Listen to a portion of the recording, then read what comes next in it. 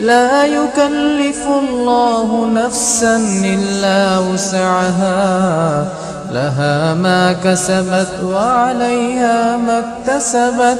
ربنا لا تؤاخذنا إن نسينا أو أخطأنا.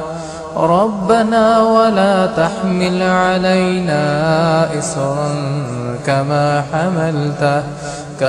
حملته على الذين من قبلنا. ربنا ولا تحملنا ما لا طاقة لنا به، واعف عنا واغفر لنا وارحمنا أنت مولانا فانصرنا على القوم الكافرين.